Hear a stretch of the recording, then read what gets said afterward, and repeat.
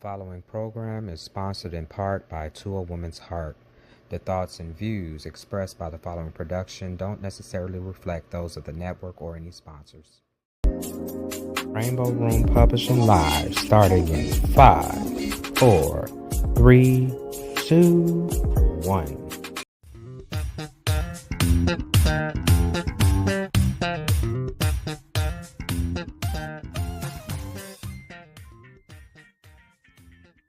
Six unique stories told from the Black perspective. I really enjoyed this one, and I'd like to thank Rainbow Room Publishing for sending it to me for an honest review.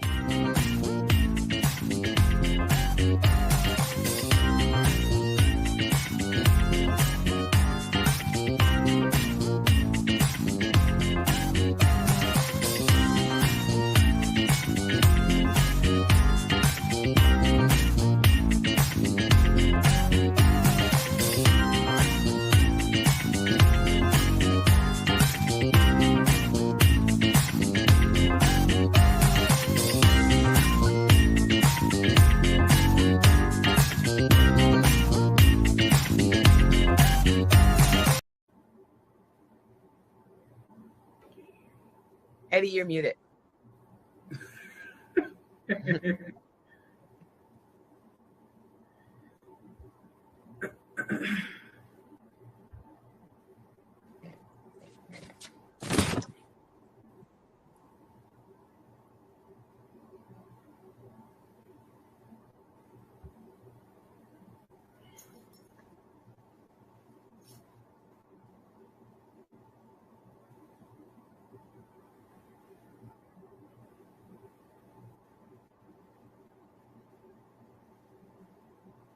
Eddie.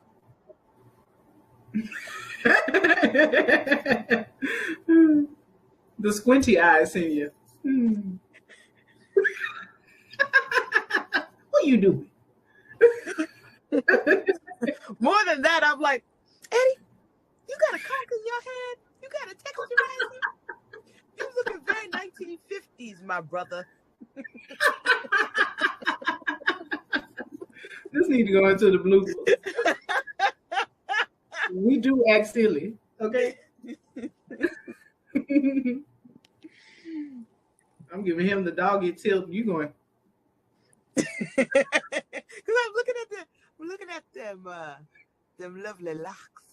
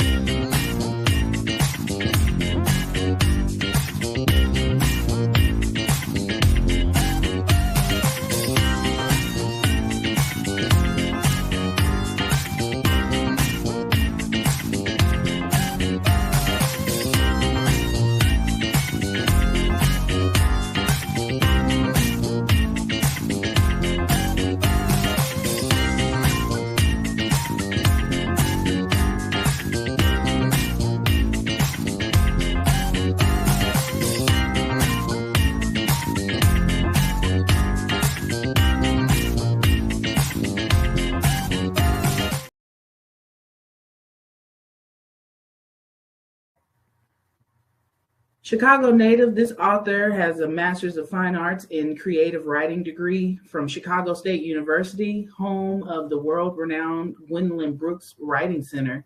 He released his first self-published work, Love, Something Infinite, and simultaneously launched Rainbow Room Publishing.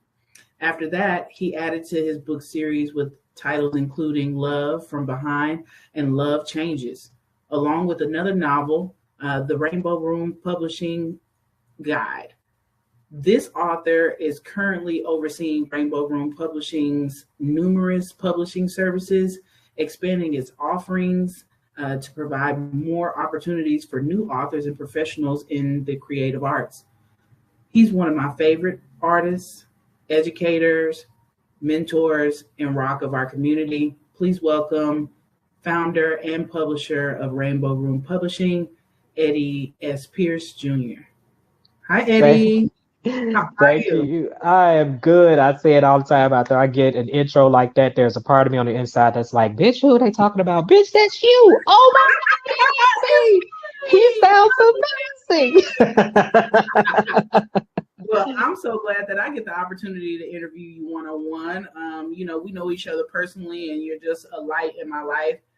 You actually are a veteran contributor as an author in this anthology, and you know the full scoop as to what this started from and how it became a 3-part series and what we should be expecting from that third piece. In the blood, you actually have literary work that's inclusive of Scott Free. And then in the people, you have Urwy's warning. Can you talk to me about the development of the entire anthology and what's part of your selection process when it comes to the authors that contribute? Oh, excellent questions. What I come to expect, that's why I love working with you. So in short, the anthology was born out of the idea that what I always say is the second half of the dream, that the company was started as a vehicle to get my own voice out, and then looking at how that same vehicle could supply and support as many other voices as possible. And so I would oftentimes think, well, I can't publish that many books, individual Uh-huh. standing on novels, by myself, even if they are self-published, all that Right. quickly. So I started to look at other mediums, including an art magazine that's slated to come out sometime next year. But it Mhm. allowed me to get all of these different authors, what I feel to be that sometimes most first vital publishing credit. I had Mhm. that experience myself in my grad program at Chicago State, where I was published for poetry, Mhm. ironically, and then published in an encyclopedia, the Encyclopedia of Identity. I did a piece on passing, the phenomenon of passing.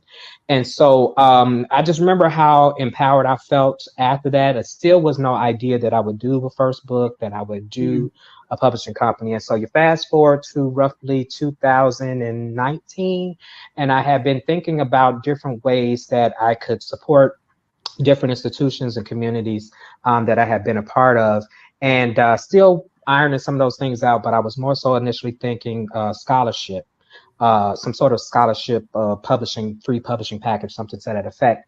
And we can speak to this, especially if we speak the same language when we're talking about God and spiritual matters, that God expanded my thinking where I was thinking strictly about what money I had. And he said, well, you might not have a whole lot of money, but you do have all of this other, this Mhm. vehicle, and work it, Yeah. kind of thing. And Not room to so stretch. the initial idea was a writing contest. Mhm. Actually, it was meant to be a writing contest. It was meant to be one book, and to be quite honest, it's another one of those happy coincidences, quote unquote, mixed blessings. No one replied to the writing contest, Mhm. right?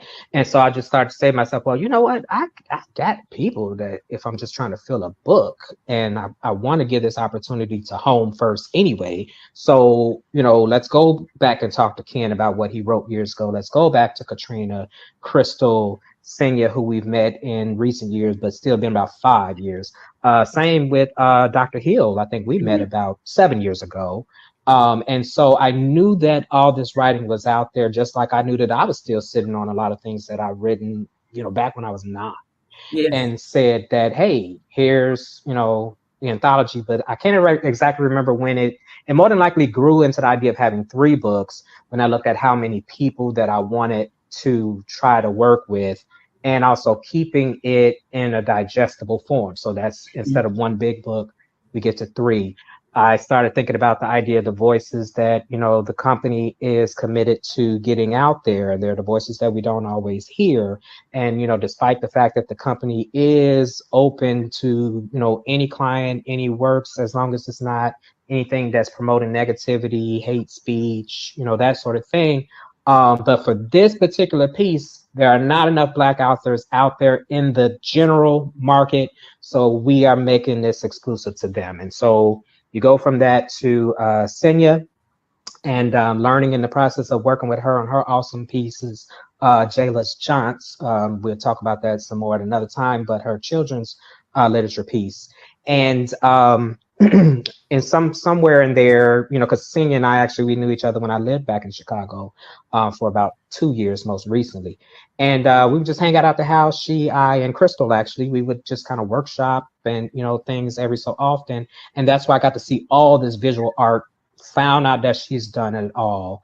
And somewhere I'm introduced to the collection Witness, which is the eye motif. And I see those and I say, oh, I'm designing my own covers at this point. Now, I'm always saying go with a professional, what have you.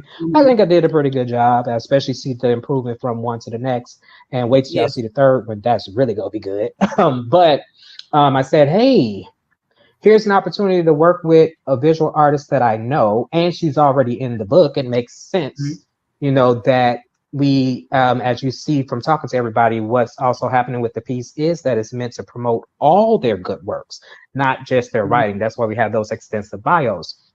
And so it turns into that, and seeing the pieces, learning that there are 21. I think at the time I saw 6 or 7, and I just said off the bat, this is just divine order, what have you, how you want to put it. I need the first 3. Boom, boom, boom. That gets us abolition. That gives us Voyage. And the third one, and we'll show a picture of that. We'll more than likely do some sort of preview of it during the event, but I'll put it out there, that is called They Hid It in a Book. Okay. And that would be the cover for the third book. And of course, you see we're dealing with the colors, and I got into the idea of, I guess, borrowing a little from Senya, borrowing a little from working with Monica, people like you, that once again, God said, okay, let's look at your writing. That's great. How can we expand on that and turn this into something that's not just visually appealing in the sense of the front and the back cover, but what would this look like on a bookshelf? Let's give them the Pan-African flag. That gives you your connection. And even honestly, just on the practical side, the marketing side, it's a thing ideally designed to make you buy all 3. But as you see, each story and then each book stands alone all by itself. So I actually figured that we were going to be taking color from the Pan-African flag and creating the last book as it will be covered probably with green. Am I correct? All right. Correct. So and the Homeland will be the title. Yeah. So in talking about the artwork from the ones that we already have available to us, from Abolition to the series of The Witness, inclusive of the last part, which is Voyage. I see a theme that is really, really huge in the people, is that you and I have discussed this before around us having this evidence that there is dysfunction in the Black community, but then there's also this evidence that we're welcoming and celebratory in our culture.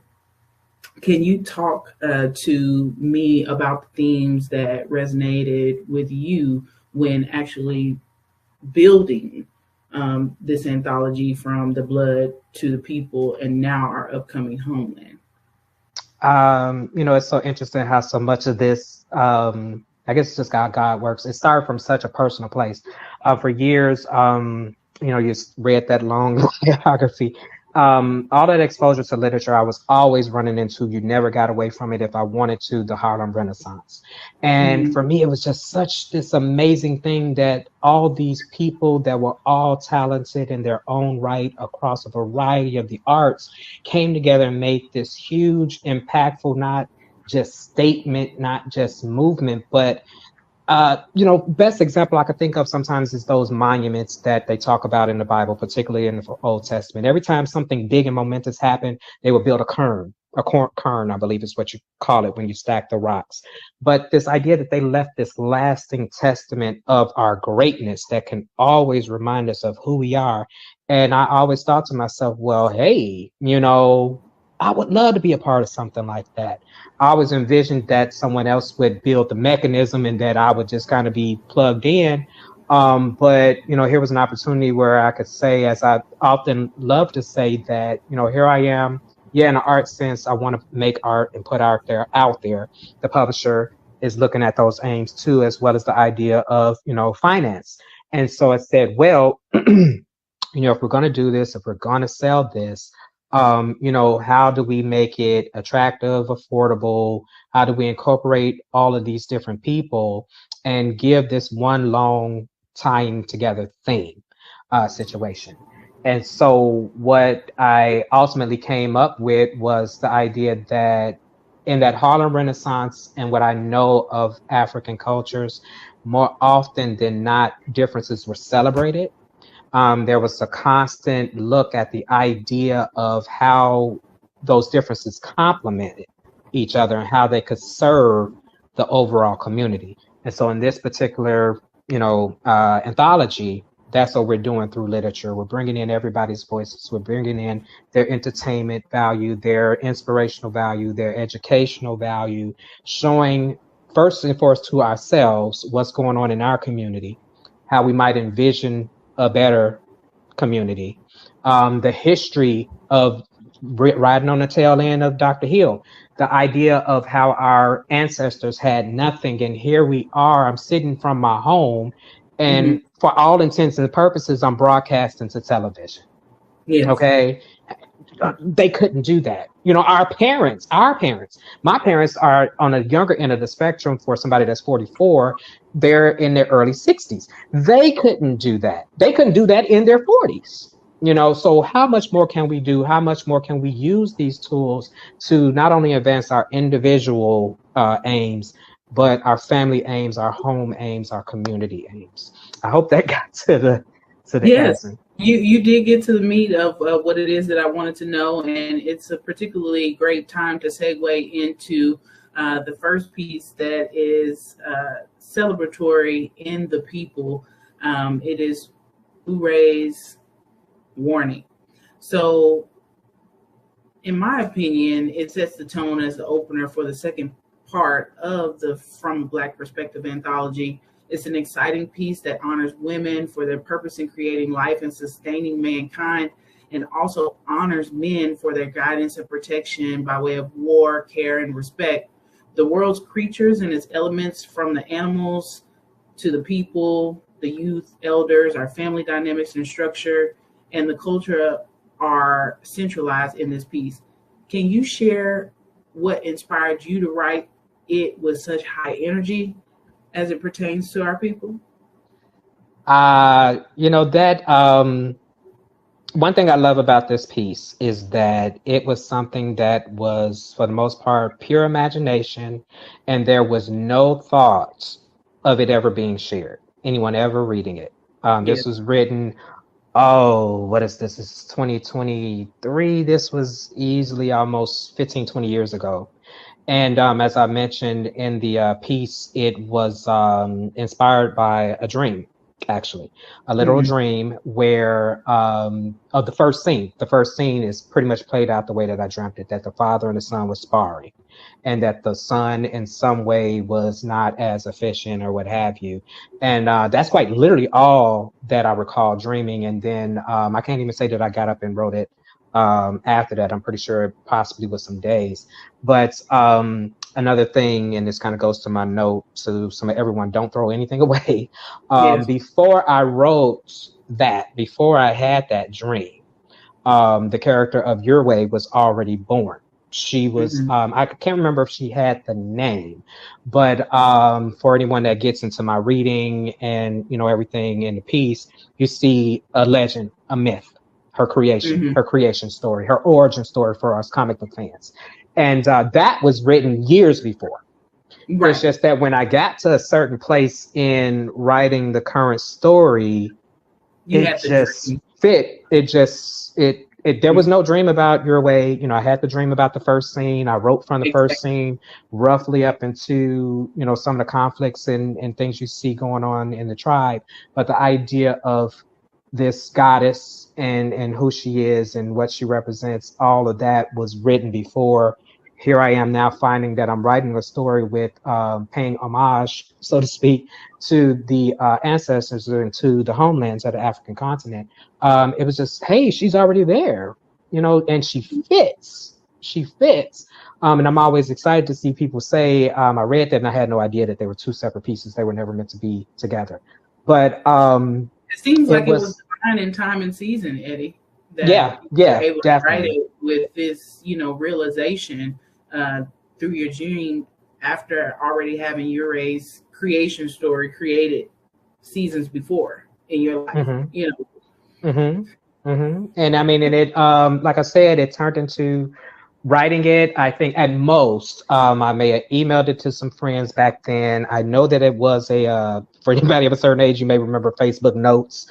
I had one of those. So in a sense, that was the first time it was published, in the sense that it was written and it was circulated. It was published. But as we moved closer to getting to the blood and me deciding, well, initially I wasn't even going to have a piece in, but I remember thinking, oh, how many people will crucify me if I don't write something.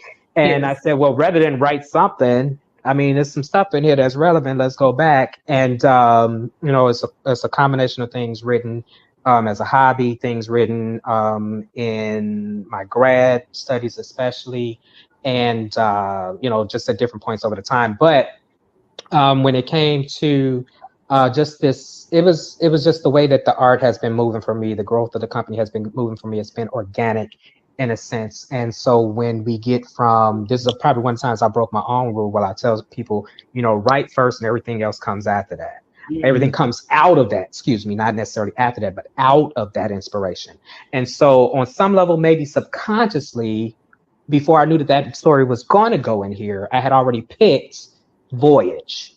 And when I looked at Voyage and I looked at a couple of other pieces, I said, oh no, this is where Your Way goes. But when I wrote it, there was no conscious idea of a message that I was trying to give to anyone.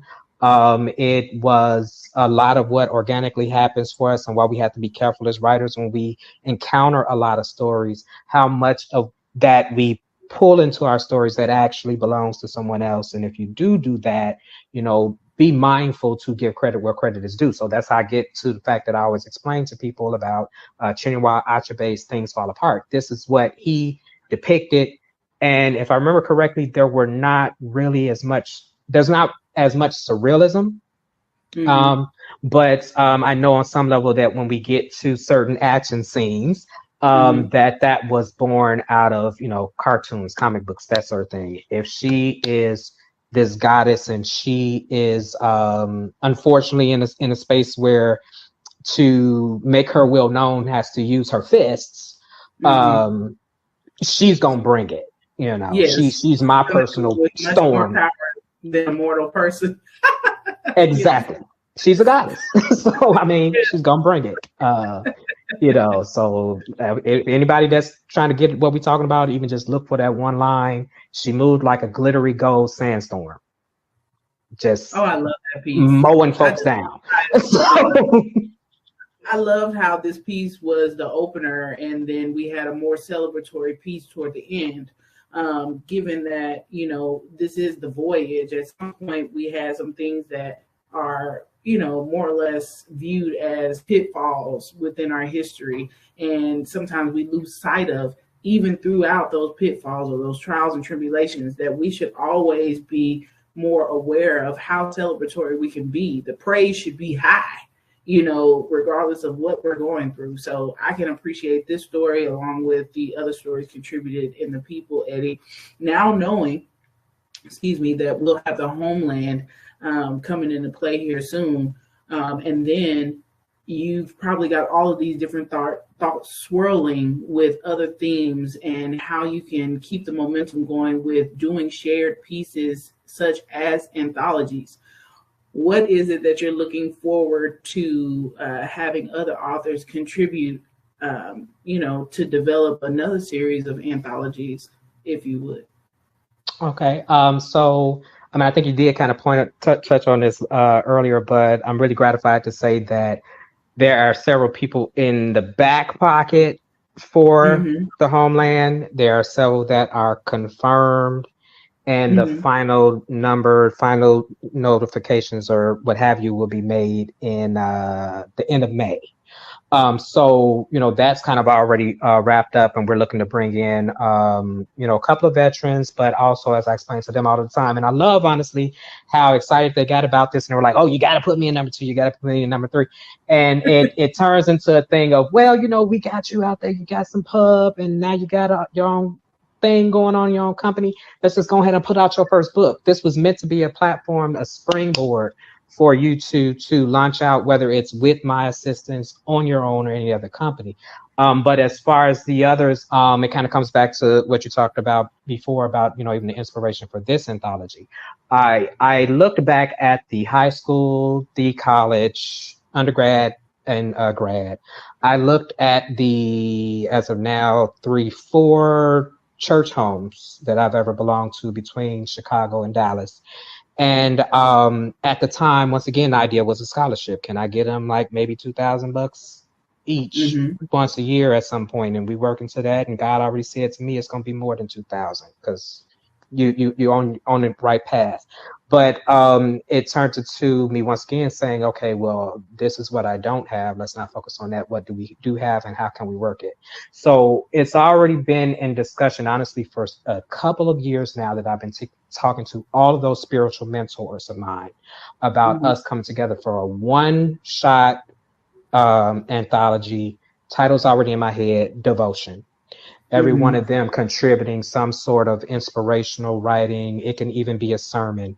From my educational experience, I read collections of sermons, particularly during the Jim Crow era and just before the end of slavery.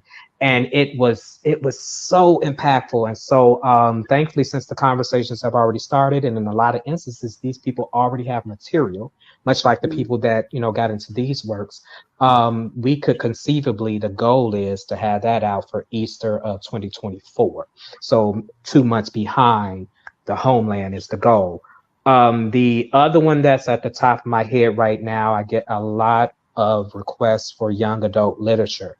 And so I do have already done some reviews, honestly, of several, well, at least one. Let me take that back. And when I say reviews, I mean I've read them, but in the professional sense, put something out there.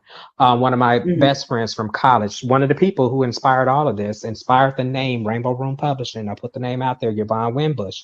Her daughter, Jordan Winbush, who is a freshman now at LSU, Louisiana State University.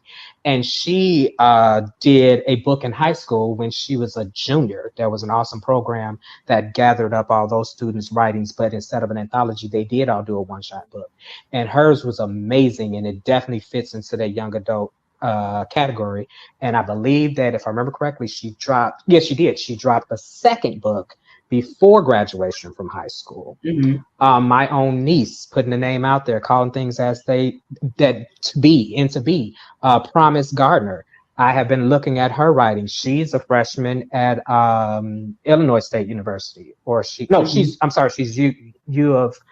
University of Illinois Champaign-Urbana, if I remember correctly. It's so many of them. It's a lot of nieces and nephews. But I've been looking with her and talking with her about her writing. There's a younger cousin on my father's side, Victor McCullum Jr.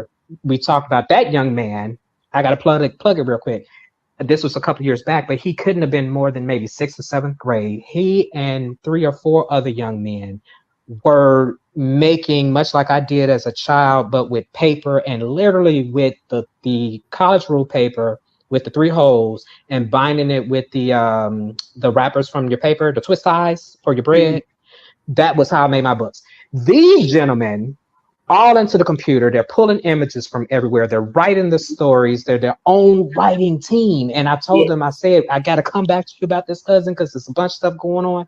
But those are people that I'm looking at. A cousin just came down and visited.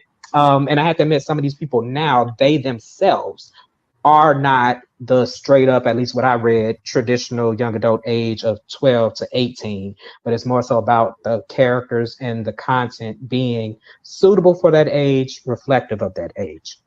But one of my cousins who's not 30 yet, been talking to him forever, he came to visit Dallas not too long ago, Fort Worth, and it was an opportunity to get into that conversation with him and with his wife, who I love, who also edits. Just remind him once again that, hey, this opportunity is here. We didn't jump on it before because there was a newborn coming. And I even told him, don't feel pressured. That experience of being a father is going to somehow inform your writing. So you do some living, because Sanya talked about this in some other interviews. And I think the very last event we did for this, the idea that writers not only have to write and read, but we have to live, we have to experience. We have to study human behavior. We may not write those specific scenes, but now we can write about how those people move, speak, and flesh out, characters. But there is, and this is the idea that's only a couple of months old. But the idea is that we're going to gather those young, more than likely, Black and brown, we'll say right now, authors and their writings into a one-shot deal. And it'll be the same thing for everyone in those anthologies that's going on with this one, in that everyone is set up with their own individual stream of income. There's nothing coming back and forth between me and them. This is my dream coming true, to be able to publish as close as possible in the traditional sense, where the publisher orchestrates and pays for everything. Only difference being in this case is that the authors will pay for their individual books if they choose to, have books on hand, that sort of thing. But there's already pretty much a passive mechanism in place that will help them to further their participation in this book and in this work, as well as the ability for them to honestly earn whatever they need if they choose to go on and publish a solo work, once again, either with me, which comes with a discount because we've done this and they've done so much to support me. And to be quite honest, particularly if a piece in the book is an excerpt of their longer work, we've already started the work, so I'm not going to charge you what I would charge someone else that's coming from scratch. In the sense of that, we got those collaborations. And then I mentioned the idea of an art magazine, which will, the name has been picked forever. There's a logo, Kaleidoscope. It mirrors Rainbow Room Publishing. And the beautiful thing about that is, where Rainbow Room Publishing is set up for profit, Kaleidoscope is an opportunity to set up a not-for-profit.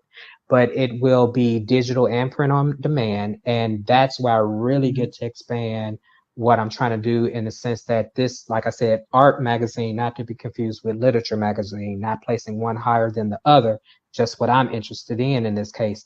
But it'll be the opportunity to have live video, well, not live, but videos embedded in the digital copy, sound links for music. I'm coming for the musicians, the hairstylists, the tattoo artists, the skateboarders, the coders, the hairdressers, everybody. And we're looking at how we can feature all those different people. And in a sense, we're giving them, much like the writers that will also appear in it, that first vital publishing credit, something if they don't have anything else that they can put on that resume, put into a press kit, and ideally get their work out even further. Well, I'm truly excited and actually shocked of all the things that are already, in play with Rainbow Room Publishing.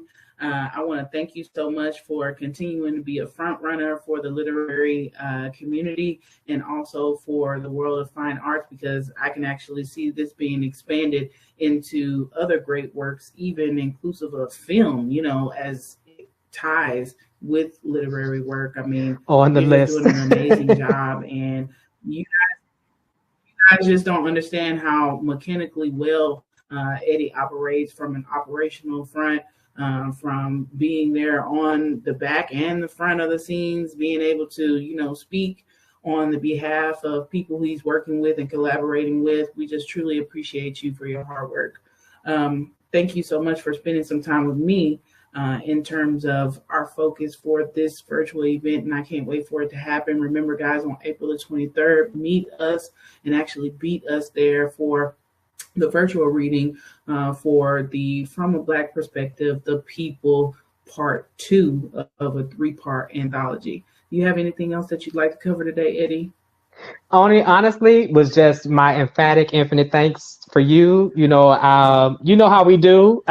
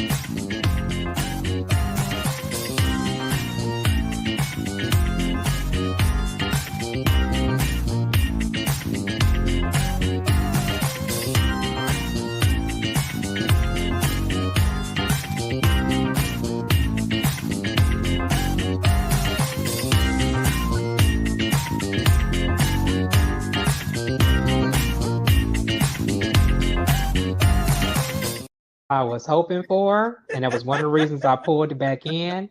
And it was in my head. If Dr. Hill, if you can just chime back in for like 5 minutes, because I'm looking at the way that this might be one of those cool behind the scenes videos. Yes. First thing I want to say, because I want to wrap this so Doc can get up out of here, get them grades there, girl. Yes. You know, I don't have a promo video from anything other than like me styling on set. So this would be great to get the message out. Well, there you go. And we're gonna come to that, because I had some thoughts too about, you know, even though we'll both have copies, we'll all have copies, but you have a YouTube channel. Put it up under your brand. I put it up on my YouTube channel under my brand. I appreciate that. I didn't want to create another one. And we're doing SoundCloud. SoundCloud is already set up. I'm breaking into Spotify and Apple Plus. But for the sake of time, too, ladies first. On some level, I wanted this is what I was hoping for. I was back here almost in tears. Senior, I would just want to offer you the opportunity before we let the good gracious doctor get up out of here, because I was like, these historians, these giants, intellectual giants, I need them in the same space for whatever reason. How we make it work? Senior, any feedback you got for the doc? Because I saw your face like you were looking at mine.